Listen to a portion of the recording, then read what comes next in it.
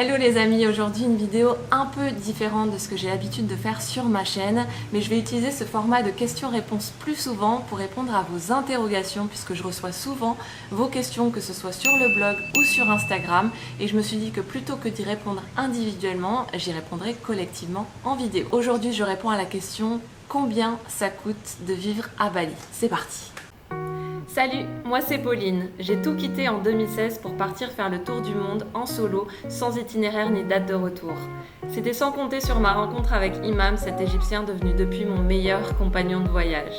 Après s'être expatrié pendant 2 ans et demi ensemble en Malaisie, nous avons de nouveau tout quitté pour voyager.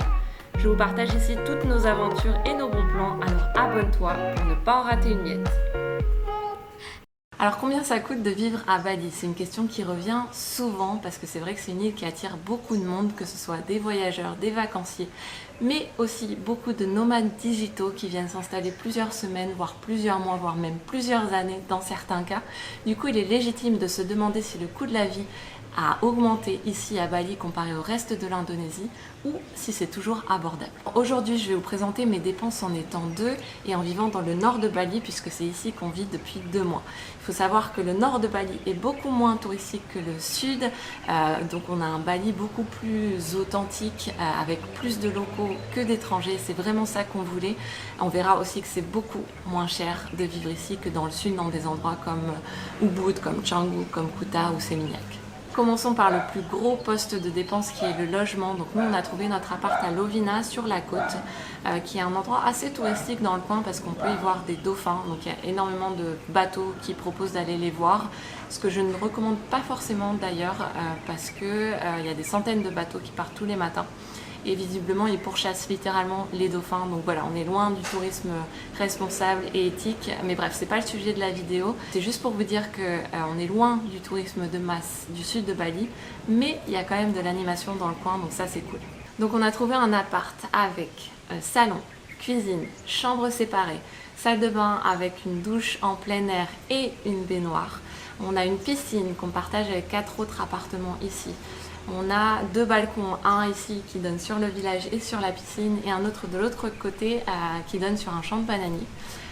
On a le wifi évidemment, c'est pas le plus rapide mais ça nous a pas dérangé plus que ça jusque là. Pour tout ça, on paye 4,5 millions de roupies, soit 289 € par mois. C'est imbattable, sachant qu'en plus ils nous proposent de faire le ménage tous les jours, ce qu'on refuse d'ailleurs parce qu'il n'y a pas besoin, honnêtement on fait le ménage plutôt tous les 3-4 jours. Ils nous changent tous les basiques, le sel, le poivre, le savon, le shampoing, voilà, dès qu'il y en a besoin. Ils nous changent les bonbonnes d'eau gratuitement. Bref, un endroit exceptionnel, digne d'un 5 étoiles, honnêtement. Je vous mets le lien de l'hébergement dans la description d'ailleurs, si jamais ça peut vous faire gagner du temps.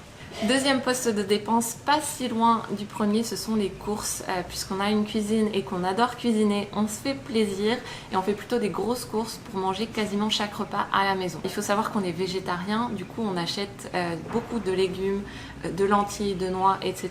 Du coup ça coûte plus cher que si on se contentait de poulet pâtes par exemple. On va principalement dans des marchés locaux pour tout ce qui est fruits, légumes, tempeh, tofu.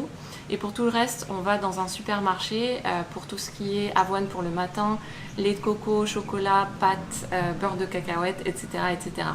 Donc en tout, j'ai calculé qu'on dépensait à 2 3 millions de roupies par mois, soit 193 €.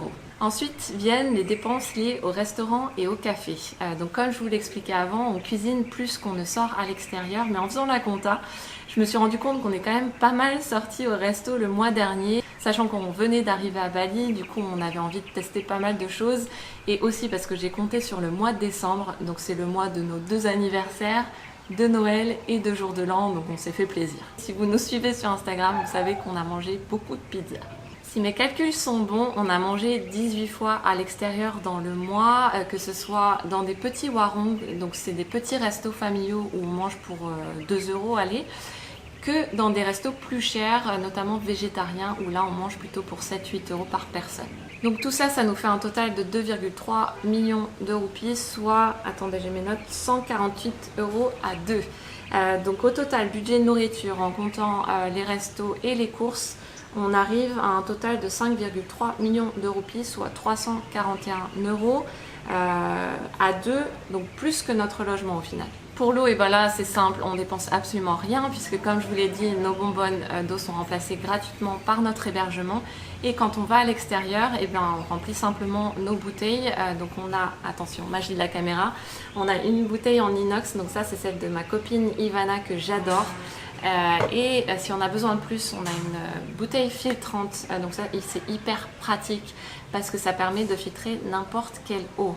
Donc c'est pas sponsorisé du tout, c'est juste que ces bouteilles me suivent absolument partout, donc je vous mettrai les liens dans la description en bas. Mon chéri vient de me rappeler que j'avais pas touché au thé qu'il m'avait gentiment préparé, donc à la vôtre.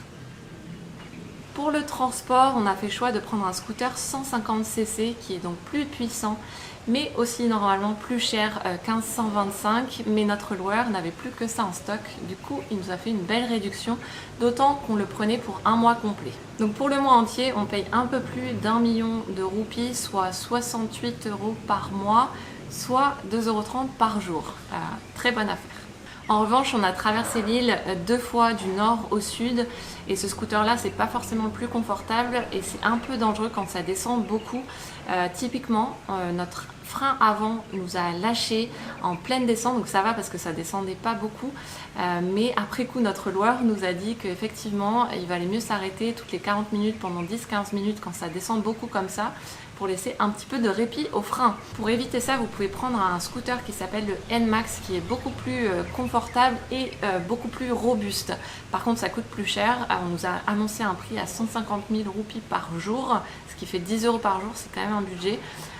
Mais on a réussi à le négocier à 100 000 roupies par jour, soit un peu plus de 6 € assez facilement. Donc il y a peut-être moyen de descendre même encore plus bas. Pour l'essence, il faut compter entre 8 000 et 10 000 roupies par litre. Donc nous, le mois dernier, on n'a pas énormément roulé. On a dépensé 100 000 roupies dans le mois. Ça fait exactement 6,40 €. Si vous ne conduisez pas de scooter, comme moi, sachez que les transports publics sont très rares à Bali et que les taxis le savent et en profitent, donc ils coûtent très cher. Mais pour payer un petit peu moins cher, vous pouvez utiliser des applications comme Grab ou Gojek qui sont très utilisées en Indonésie. Concernant les visas, vous pouvez entrer gratuitement en Indonésie pour 30 jours. Mais nous, on voulait rester plus longtemps. Du coup, on a un Social Pass qui nous permet de rester jusqu'à 6 mois. Mais on doit renouveler notre visa tous les mois à partir du 2e mois. Il y a une vidéo juste ici où je vous en parlais si ça vous intéresse. C'est à Bali qu'on a fait notre premier renouvellement après avoir passé 2 mois à Sumatra et à Java. Donc ça nous a coûté 350 000 roupies par personne, soit 45 € pour nous deux. Ensuite viennent nos assurances voyage, la dépense un peu chiante parce qu'on a l'impression que ça sert à rien jusqu'à ce qu'il nous arrive un pépin. Donc je vous conseille vraiment d'en prendre une quand vous partez en voyage. Imam a choisi une assurance qui s'appelle Safety Wing et qui lui coûte 27 € par mois. Quant à moi, je prends toujours la même assurance, c'est simple, je prends Cap Aventure de Chapka Assurance qui coûte 36 € par mois. Sachez que Chapka Assurance m'a sponsorisé sur ce voyage et je les remercie énormément pour ça parce que c'est une assurance que je prenais déjà avant d'être blogueuse et donc que je vous recommande chaudement. Je vous mets le lien en description si vous voulez avoir plus d'infos. Mais faisons comme si j'étais pas sponsorisée pour ce calcul et donc à 2 on dépense 63 € par mois. Et enfin, dernière dépense, internet. C'est vrai que c'est assez indispensable pour nous d'avoir la 4G sur nos téléphones, que ce soit pour consulter des cartes, pour poster nos stories, pour rechercher des infos quand on est à l'extérieur, etc. Donc nous, on a choisi l'opérateur Telkomsel, qui est l'opérateur avec la plus large couverture à l'heure actuelle en Indonésie. On est allé dans des endroits pas mal reculés en Indonésie et c'est vrai qu'on n'a jamais eu de problème. Imam et moi, on partage un forfait, donc le principe est plutôt simple. L'un d'entre nous paye pour le forfait et ensuite indique le numéro de la personne avec qui ils veulent partager. Donc on a pris un forfait de 20 Go, on partage 10 Go chacun et ça nous coûte 150 000 roupies par mois, soit un peu moins de 10 €.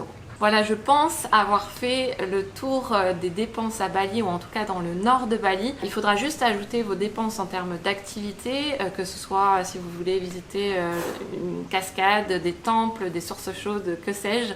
Je ne l'ai pas ajouté ici parce qu'on a fait assez peu d'activités payantes pendant le mois dernier, donc ça serait assez peu représentatif je pense. Mais voilà, à vous d'ajouter ça suivant ce que vous voulez faire.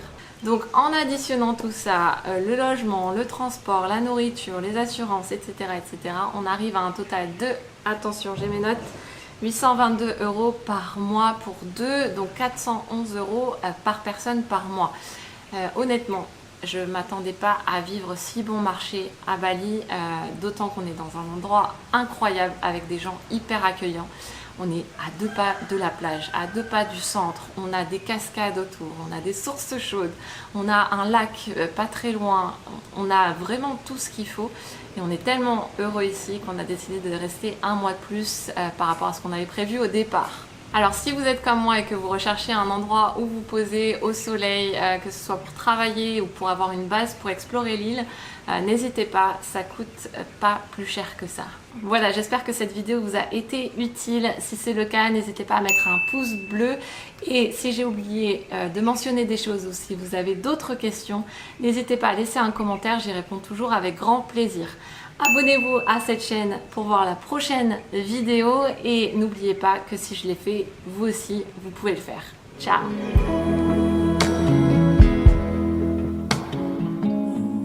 Know sometimes that it doesn't make sense.